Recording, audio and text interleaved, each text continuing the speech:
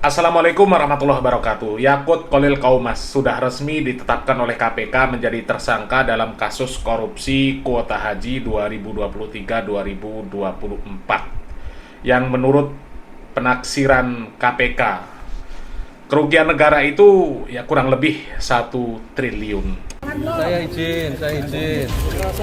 Komisi Pemberantasan Korupsi resmi menetapkan mantan Menteri Agama era Presiden Joko Widodo, Yakut Khalil Qaumas, sebagai tersangka dalam kasus dugaan korupsi penentuan kuota ibadah haji.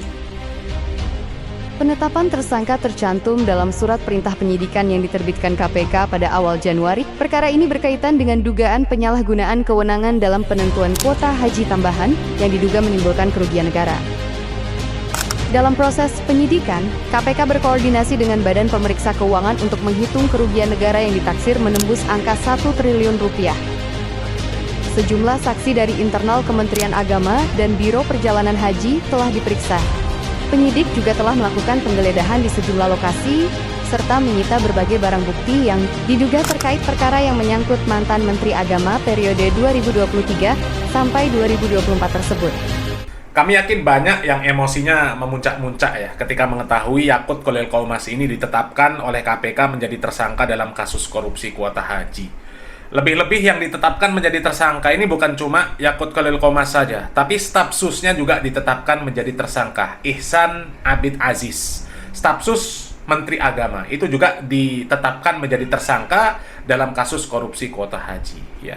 Dan wajar orang kemudian emosinya memuncak-muncak ketika melihat ya, fakta bahwa Yakut Khalil Qaumas ini ditetapkan menjadi tersangka pelaku dalam kasus korupsi kuota haji. Karena Yakut Khalil Qaumas selama ini ya koar-koarnya NKRI harga mati.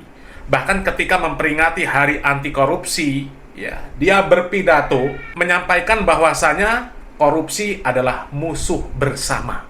Korupsi adalah musuh bersama. Karena itu perlu gerakan bersama dan terpadu dalam membangun budaya anti korupsi. Hal itu harus dilakukan sejak dari keluarga. Dia menyampaikan korupsi adalah musuh bersama. Koruptor adalah musuh bersama. Tapi ternyata dia sekarang menjadi pelakunya. Ya, wajar. Ya, wajar kalau orang emosi.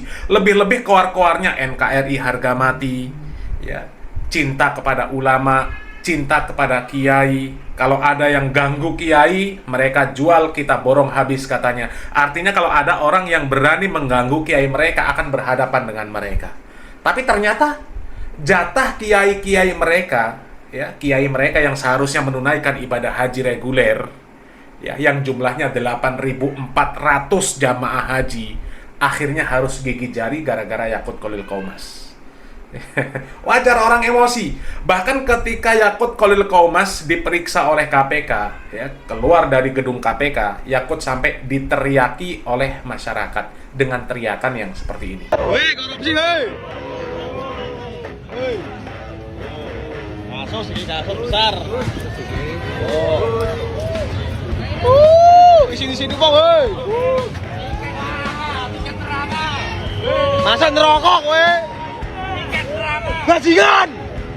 Coba, itu masyarakat yang emosi ketika mengetahui orang seperti Yakut yang terkenal NKRI harga mati, yang terkenal ya dengan koar-koarnya cinta ulama, cinta kiai, ternyata kelakuannya seperti itu. Ya. Dan yang menarik, setelah ditetapkannya Yakut Khalil Qaumas menjadi tersangka dalam kasus korupsi kuota haji, beredar poster tentang hukuman bagi koruptor menurut Ormas NU. Dan Yakut ini orang NU, ya, coba kita baca, ya. Kami dapat dari sosmed ini, ya, hukuman bagi koruptor menurut NU, ya. Yang pertama, Munas Alim Ulama NU Pondok Gede 2002, ya. Poinnya, jika koruptor dari pejabat negara meninggal dunia, maka hendaknya tidak disolati. Jadi Yakut ini nanti kalau meninggal nggak disolati sama orang NU, ya. Kalau nurut ya, hasil Munas Alim Ulama ya di Pondok Gede tahun 2002 ini, ya. Kemudian yang kedua, Munas Alim Ulama apa ini? Kempek ya. Kempek ini apa nih? Nama desa, nama daerah ya, Kempek 2012, ya. Jika koruptor tidak jera, maka boleh diterapkan hukuman mati. Nah, ya, kemudian seluruh harta hasil korupsi wajib dikembalikan ke negara meskipun pelaku telah menjalani hukuman. Artinya tetap harus disita asetnya, ya. Kemudian tidak boleh mencalonkan diri atau dicalonkan dan dipilih untuk menduduki jabatan publik. Jadi setelah ini nggak boleh diberikan jabatan apapun, ya. Menurut Munas Alim Ulama, ya, Munas Alim Ulama NU, ya. Kemudian yang ketiga, Muktamar NU ke-33 di Jombang 2015, ya. Poin yang pertama, diberikan sanksi moral dan sanksi sosial. Kemudian poin kedua, dimiskinkan. Kemudian poin ketiga, penyelenggara negara terutama aparat penegak hukum yang terlibat tindak pidana korupsi harus diperberat hukumannya. Ya, ini hukuman bagi koruptor menurut NU, ya, berdasarkan hasil Munas Alim Ulama NU dan Muktamar NU ke-33 di Jombang tahun 2012. Dan poster ini diperkuat dengan statement dengan penjelasan obrolan Pak Said Akil Siroj dengan Pak Mahfud MD. Ya, coba kita lihat videonya. Tapi kalau koruptor mati tidak disolati, memang ada dalilnya? Ada. Koruptor mati tidak disolati, ada dalilnya? Ada. Betul saya juga? Iya. Gimana? إنما جزاء الذين يحاربون الله يسعون في الأرض فسادا أن يقتلوا أو يصلبوا تقطع أيديهم خلاف أو ينفوا من الأرض. Orang yang merusak, menghancurkan kehidupan negara, يسعون في الأرض فسادا, bukan yang merugikan, tapi menghancurkan, buang, Buang. Ya, kalau meninggal buang. disalib, dibunuh, dibuang, potong 2 tangan 2 kaki, buang ke laut. Tidak usah disolati? Tidak usah. Tidak usah disolati. Iya, iya, merusak itu. Mengerikan ya. Merusak. Kalau menghancurkan ya, seperti Iya. triliunan itu. Kalau triliunan.